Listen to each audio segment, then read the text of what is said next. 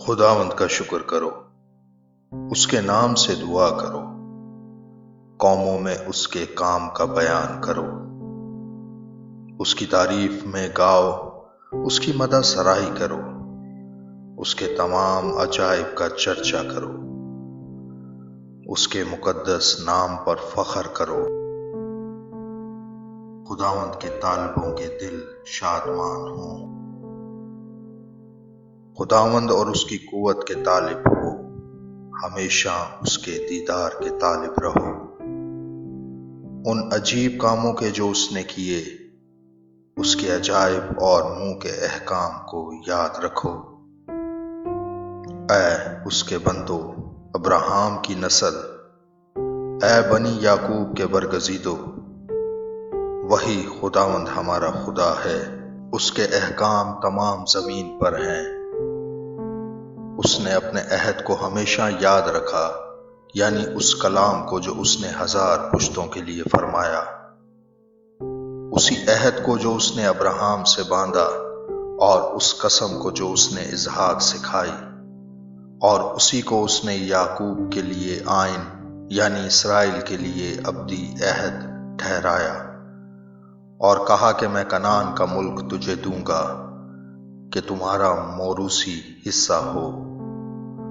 اس وقت وہ شمار میں تھوڑے تھے، بلکہ بہت تھوڑے، اور اس ملک میں مسافر تھے، اور وہ ایک قوم سے دوسری قوم میں اور ایک سلطنت سے دوسری سلطنت میں پھرتے رہے۔ اس نے کسی آدمی کو ان پر ظلم نہ کرنے دیا، بلکہ ان کی خاطر اس نے بادشاہوں کو دھمکایا اور کہا کہ میرے ممسوحوں کو ہاتھ نہ لگاؤ اور میرے نبیوں کو کوئی نقصان نہ پہنچاؤ۔ پھر اس نے فرمایا کہ اس ملک پر قحط نازل ہو، اور اس نے روٹی کا سہارا بالکل توڑ دیا۔ اس نے ان سے پہلے ایک آدمی کو بھیجا، یوسف غلامی میں بیچا گیا۔ انہوں نے اس کے پاؤں کو بیڑیوں سے دکھ دیا، وہ لوہے کی زنجیروں میں جکڑا رہا، جب تک کہ اس کا سخن پورا نہ ہوا۔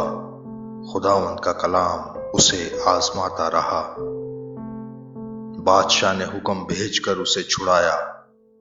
ہاں، قوموں کے فرما روا نے اسے آزاد کیا۔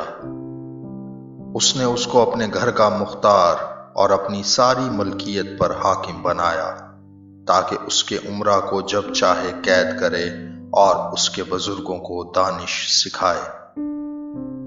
اسرائیل بھی مصر میں آیا، اور یعقوب حام کی سرزمین میں مسافر رہا، اور خدا نے اپنے لوگوں کو خوب بڑھایا اور ان کو ان کے مخالفوں سے زیادہ قوی کیا۔ اس نے ان کے دل کو برگشتہ کیا تاکہ اس کی قوم سے عداوت رکھیں اور اس کے بندوں سے دغا بازی کریں۔ اس نے اپنے بندہ موسیٰ کو اور اپنے برگزیدہ ہارون کو بھیجا۔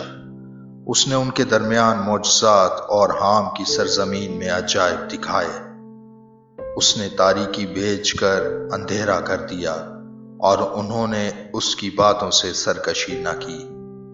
اس نے ان کی ندیوں کو لہو بنا دیا اور ان کی مچھلیاں مار ڈالیں۔ ان کے ملک اور بادشاہوں کے بالا خانوں میں مینڈک ہی مینڈک بھر گئے۔ اس نے حکم دیا اور مچھروں کے غول آئے، اور ان کی سب حدود میں جوئیں آ گئیں۔ اس نے ان پر مینا کی جگہ اولے برسائے اور ان کے ملک پر دہکتی آگ نازل کی۔ اس نے ان کے انگور اور انجیر کے درختوں کو بھی برباد کر دیا، اور ان کی حدود کے پیڑ توڑ ڈالے۔ اس نے حکم دیا تو بے شمار ٹڈیاں اور کیڑے آ گئے، اور ان کے ملک کی تمام نباتات چٹ کر گئے، اور ان کی زمین کی پیداوار کھا گئے۔ اس نے ان کے ملک کے سب پہلوٹوں کو بھی مار ڈالا، جو ان کی پوری قوت کے پہلے پھل تھے، اور اسرائیل کو چاندی اور سونے کے ساتھ نکال لایا، اور اس کے قبیلوں میں ایک بھی کمزور آدمی نہ تھا۔ ان کے چلے جانے سے مصر خوش ہو گیا، کیونکہ ان کا خوف مصریوں پر چھا گیا تھا۔ اس نے بادل کو سائبان ہونے کے لیے پھیلا دیا، اور رات کو روشنی کے لیے آگ دی۔ ان کے مانگنے پر اس نے بٹیریں بھیجی اور ان کو آسمانی روٹی سے سیر کیا۔